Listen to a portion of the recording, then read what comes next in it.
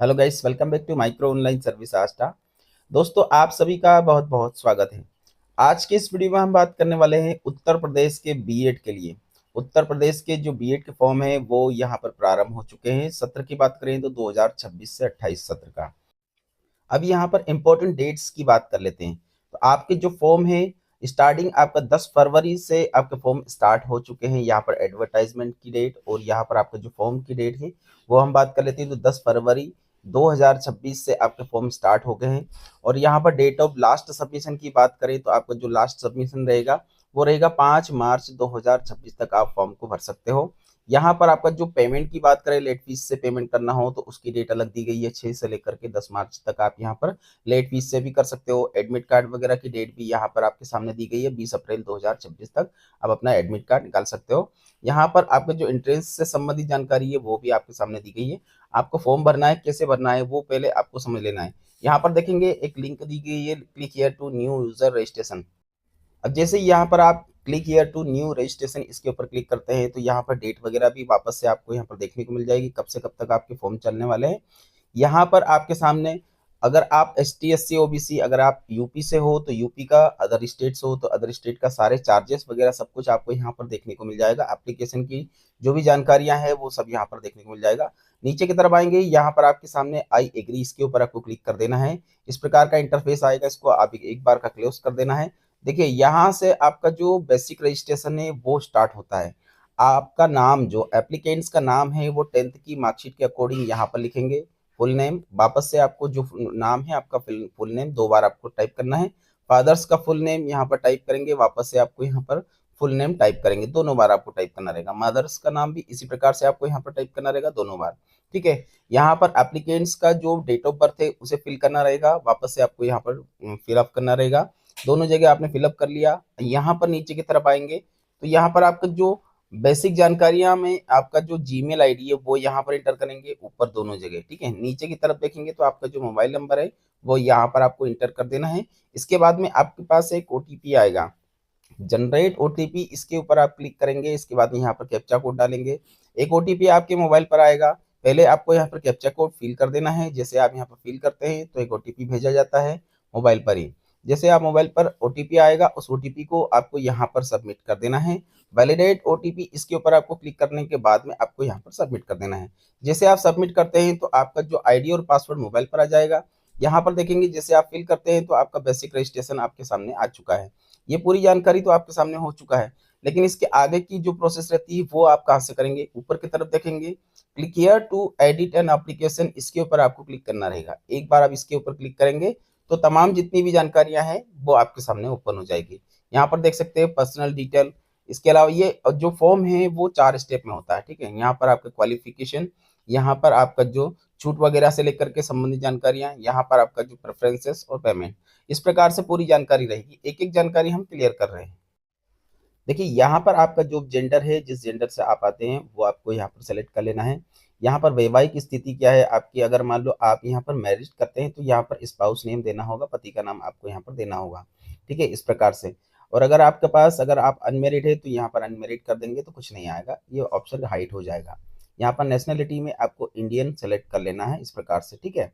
आगे बढ़ते हैं। यहाँ पर राज्य की बात करें तो आप कौन से, अगर आप उत्तर प्रदेश से हो, यूपी से हो तो यहाँ पर यूपी सेलेक्ट करेंगे। 10वीं की मार्कशीट आपने पास की है क्या, बिल्कुल की है तो यस करेंगे। यहाँ पर 12वीं की मार्कशीट आपके पास है क्या, आपने 12वीं पास किया है क्या, बिल्कुल है तो आपको यस करना होगा। क्या आपके पास उत्तर प्रदेश से ही आपने ग्रेजुएशन किया है तो आप यहाँ पर इसको भी यस करेंगे। जो भी आपने उत्तर प्रदेश से किया है ये सब आपको हाँ ना में आपको जवाब देना है। यहाँ पर यस और नो आपको यहाँ पर टिक मार्क लगाना है। यहाँ पर जो भी आपकी कैटेगरी है वो कैटेगरी आपको दिखाना रहेगा। आप यहाँ पर जो भी कैटेगरी में आते हैं उसे आपको सेलेक्ट करना रहेगा। जैसे ओबीसी करते हैं तो एक प्रॉब्लम आती है यहाँ पर, क्रीमी लेयर और नॉन क्रीमी लेयर। क्या मतलब होता है इसका, पहले वो समझ लीजिए।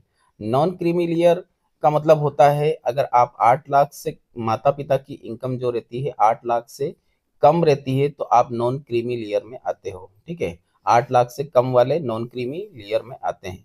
और अगर आपके फैमिली इनकम जो है वो 8 लाख से ऊपर है तो फिर आप क्रीमी लेयर में आते हो, तो यहाँ पर फिर आपको नो करना रहेगा। ठीक है। मतलब सीधा सा है, अगर आप क्रीमी लेयर मतलब आपकी इनकम 8 लाख से कम है तो आप यहाँ पर यस करेंगे बस। ठीक है। इस प्रकार से हमने जैसे यस किया है। आगे बढ़ते हैं, और भी जानकारियां इसमें रहती है वो आपको समझ लेना है। यहाँ से आगे बढ़ने के बाद में देखिए हमने इसे यस कर दिया है। यस करने के बाद यहाँ पर देखें आपका सर्टिफिकेट का नंबर यहाँ पर आपको इंटर करना रहेगा। जो भी आपका कैटेगरी सर्टिफिकेट है उसका नंबर डालेंगे। फिजिकली आप हैंडीकैप्ड हो क्या, अगर आप हो यस करते हैं तो उसकी जानकारी आपको देना होगा, डिसेबिलिटी का प्रकार दिखाना होगा, और अगर आप यहाँ पर नो कर देते हैं तो ऑप्शन हट जाएगा। आगे बढ़ते हैं, यहाँ पर प्रूफ की बात करें तो इसमें प्रूफ मांगा गया driving licence, passport, voter ID, इनमें से आपके पास क्या है। तो आप वोटर आईडी भी लगा सकते हो, ड्राइविंग लाइसेंस हो तो वो भी लगा सकते हो, और कुछ नहीं है तो अदर करके भी आगे बढ़ सकते हो। चलिए इसके बाद में जो आगे की प्रोसेस है वो समझ लीजिए। कृपया अपना पत्राचार सही से भरें, क्योंकि सारी जितनी भी सूचना से संपर्क जो जानकारियां रहेगी वो यहीं से होगी। यहाँ पर जीमेल तो आपका पहले से है, अल्टरनेट जीमेल आईडी किसी और का देना होगा। यहाँ पर आपका जो मोबाइल नंबर है वो पहले से ही है, अल्टरनेट मोबाइल नंबर आपको किसी और का देना होगा, मतलब घर में से फैमिली में से किसी का दे सकते हो। यहाँ पर देखेंगे आपका एड्रेस, एड्रेस में ध्यान रखिएगा, मैं 3 स्टेप में आपको बताना चाहूंगा, तीनों ही स्टेप आपको ध्यान से आपको समझ लेना है। पहले गांव, फिर पोस्ट, फिर तहसील, इस प्रकार से आपको लिखना रहेगा।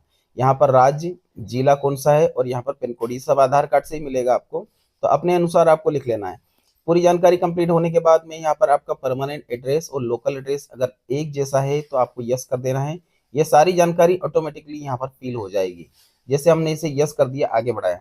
यहाँ से देखेंगे आपका जो फोटोग्राफ की बात करें तो फोटोग्राफ यहाँ पर 25 केबी से लेकर तो 50 केबी के बीच में होना चाहिए। और इसका डेंसिटी की बात करें तो यहाँ पर ऐसे एमएम में लेना होगा आपको, मिलीमीटर में, ठीक है। तो इसमें 35 से लेकर 45 के बीच में आपको फोटोग्राफ लेना है। यहाँ पर देखेंगे आपका जो सिग्नेचर है एक वाइट पेपर के ऊपर आपको साइन करके आपको उसी को यहाँ पर स्कैन करना रहेगा, और उसे 50 केबी के बीचों बीच में आपको स्कैन कर देना, अपलोड कर देना है। यहाँ पर देखेंगे आपका जो दाएं और बाएं दोनों हाथ की तर्जनी की छाप, तर्जनी की छाप का मतलब क्या होता है, इंडेक्स फिंगर। हाथ में जो आपके जो अंगूठे के पास की जो फिंगर होती है, पहली फिंगर होती है, उसे हम बोलते हैं इंडेक्स फिंगर, ठीक है। मैं आपको यहाँ पर उसका जो है वो भी बताऊंगा इस प्रकार से। ये इंडेक्स फिंगर आपकी फर्स्ट वाली जो उंगली रहती है वो। अब दोनों हाथ की आपको एक एक उंगली जो इंडेक्स फिंगर है उसकी आपको छाप मतलब यहाँ पर फिंगरप्रिंट स्कैन करके लगाना होगा, ठीक है।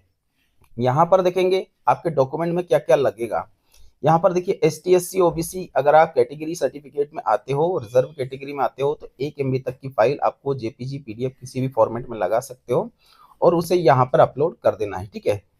यहाँ पर देखेंगे आपको डॉक्यूमेंट अपलोड करना है तो 10वीं 12वीं UG की मार्कशीट, ये सारे डॉक्यूमेंट आपको एक ही PDF में लगाना है। इसकी 1 MB तक की साइज दी गई है, तो सब आपको PDF बना करके अपलोड कर देना है, ठीक है। जैसा मैं बता रहा हूँ वैसा आप करिए तो आपको आगे प्रॉब्लम नहीं आएगी। तो यहाँ पर देखेंगे आपका जो डॉक्यूमेंट है उसमें आपका, अगर आप मूल निवासी उत्तर प्रदेश के हो तो आप यहाँ पर उत्तर प्रदेश का मूल निवासी भी उसी में ही संलग्न करेंगे। 1 MB तक की फाइल बनाएंगे, उसमें सारे डॉक्यूमेंट 10वीं 12वीं ग्रेजुएशन और आपका मूल निवासी, ये सारी जानकारियों को एक ही PDF में बना करके 1 MB से कम और अपलोड कर देना। यहाँ पर देखेंगे अगर आप उत्तर प्रदेश के निवासी है तो यहाँ पर आपका आय प्रमाण पत्र भी आपको लगाना होगा, और 1 MB से कम की फाइल रहनी चाहिए। यहाँ पर आप PDF में अपलोड कर सकते हो। यहाँ पर देखेंगे आप आईडी प्रूफ में क्या देना चाहते हैं, आधार कार्ड देना चाहते हैं, वोटर आईडी कार्ड देना चाहते हैं, कौन सा प्रूफ आप लगाना चाहते हो वो आपको लगाना रहेगा। यहाँ पर 50 केबी से कम में JPG फॉर्मेट में होना चाहिए, उस प्रूफ को आपको यहाँ पर अपलोड कर देना है। इस प्रकार से आप डॉक्यूमेंट को सबमिट करेंगे। लास्ट में आपको यहाँ पर सेव एंड कंटिन्यू इसका ऑप्शन आएगा। पहले आपको एक एक जानकारी में दिखा भी देता हूँ कि यहाँ पर सक्सेसफुली कैसा दिखाएगा। देखिए फोटोग्राफ हमारा हो चुका है, प्रीव्यू का ऑप्शन आ चुका है। इसी प्रकार से आप यहाँ पर देखेंगे आपका जो भी यहाँ पर हमने जो लगाया है, जो सिग्नेचर है वो लगा दिया है। इसके बाद में जो जो भी हमारे पास डॉक्यूमेंट हमारे पास अवेलेबल होते जा रहे हैं हम सभी को अपलोड कर रहे हैं। इसी प्रकार से आप सारी जानकारियों को अपलोड कर देंगे, देख सकते हैं यहाँ पर। इसके बाद में सेव एंड नेक्स्ट, इसके ऊपर आपको क्लिक कर देना है। आपकी जानकारी सक्सेसफुली सेव हो चुकी है। अब यहाँ तक का डेटा आपका सेव हो चुका है, इसे ओके कर देना है। ओके करने के बाद देखिए दोस्तों अभी आपका एक स्टेप कंप्लीट हुआ है, दूसरा है क्वालिफिकेशन।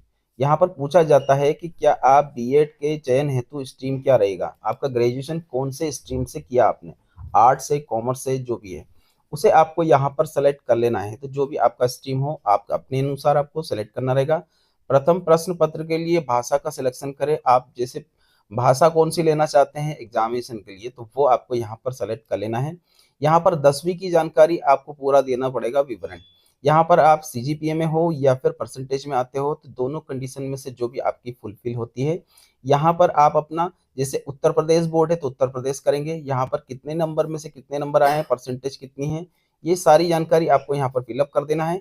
और जो प्रमाण पत्र आपने 10वीं की मार्कशीट जो भी है आपकी, उसे आपने जैसे यहाँ पर आपको पीडीएफ में या फिर जेपीजी में जो भी आपके पास पॉसिबल हो उसे यहाँ पर अपलोड कर देना है।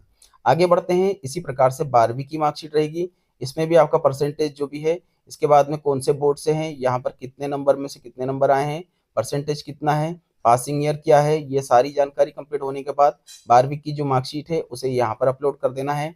अपलोड होने के बाद में यहाँ पर देखेंगे ग्रेजुएशन, थोड़ा सा यहाँ पर ध्यान देना आपको। ग्रेजुएशन के लिए यहाँ पर जनरल और ओबीसी कैंडिडेट के लिए मिनिमम मार्क्स कितने होने चाहिए, और यहाँ पर बी और बीटेक के लिए कितने होना चाहिए। अगर आप बी बीटेक आपका कोर्स है तो फिर यहाँ पर 55% आपका होना चाहिए, तो आप यहाँ पर करेंगे। बाकी के जो स्टूडेंट है यूजी पीजी करने वाले, उनको सिर्फ 50% होना चाहिए उनका ग्रेजुएशन में। और एसटी और एससी कैंडिडेट अगर हैं तो उनको सिर्फ पासिंग चाहिए, यहाँ पर उसमें कोई परसेंटेज का क्राइटेरिया नहीं दिया गया है। इस प्रकार से आप देख सकते हैं यहाँ पर पूरी जानकारी आपको फिलअप करना रहेगा। तो यहाँ पर देख सकते हैं बी बीटेक वाले हैं उनको 55% कंपलसरी दिया गया है लास्ट एग्जाम का, और बाकी के स्टूडेंट को 50% दिया गया है। यहाँ पर देख सकते हैं जैसे दूसरे जो स्टूडेंट है उन सभी को यहाँ पर 50% दिया गया है।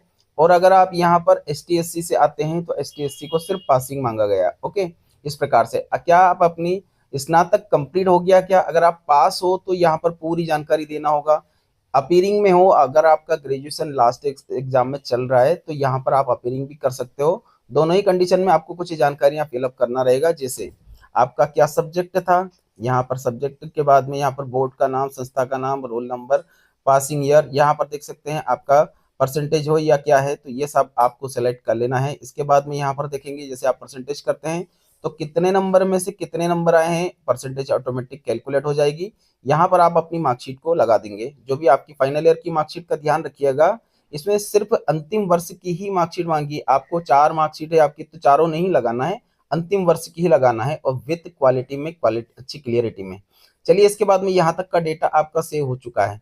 यहाँ के बाद में यहाँ पर उसमें पूछा जाता है कुछ छूट वगैरह आपको लेना है अगर आप आते हैं उस क्राइटेरिया में, तो यहाँ पर छूट का विवरण जो है वो आपको यहाँ पर दिखाना रहेगा। वेटेज डिटेल का मतलब ये होता है छूट का विवरण, ठीक है। इस प्रकार से आप देख सकते हो। यहाँ पर देखेंगे पूरी जानकारी इसमें दी गई है। क्या आप राष्ट्रीय स्तर पर किसी प्रकार का कोई खेल में आपने हिस्सा लिया हो, प्रतियोगिता में भाग लिया था क्या, और लिया है तो उसमें क्या क्या कंडीशन है, ये सब आपको बताना होगा। और कुछ नहीं है तो इसे नो करके छोड़ दीजिएगा। आगे बढ़ते हैं। क्या आपने नेशनल कैडेट के रूप में आपने किसी उसमें पार्टिसिपेट किया था कि योजना में, अगर किया हो तो उसका विवरण देंगे, नहीं तो छोड़ देना है। इसी प्रकार से नीचे आएंगे तो यहाँ पर 3 ऑप्शन और भी दिया गया है, ये भी आपको फुलफिल करना रहेगा। क्या आपके माता पिता स्वतंत्रता संग्रामी के रूप में कुछ है क्या, ऐसी कंडीशन है तो आप यस करें, नहीं तो छोड़ देना।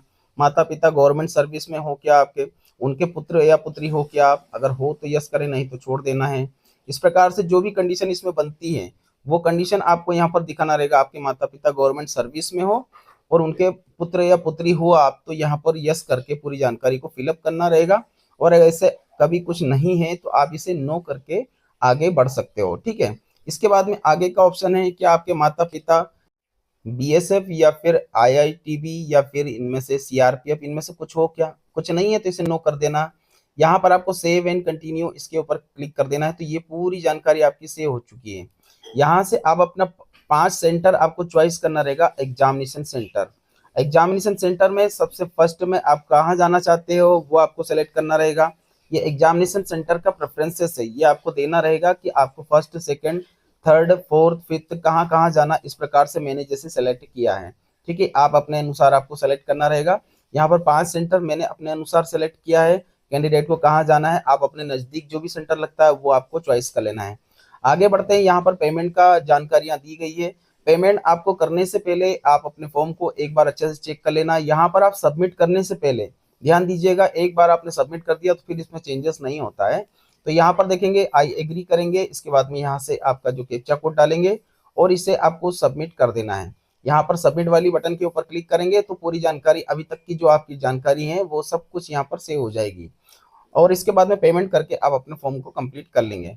तो दोस्तों आज के लिए इतना ही। वीडियो अच्छा लगे तो एक लाइक करके चैनल को सब्सक्राइब करें। वीडियो को लाइक करें। धन्यवाद आप सभी का वीडियो देखने के लिए। आपका दिन शुभ रहे। जय हिंद।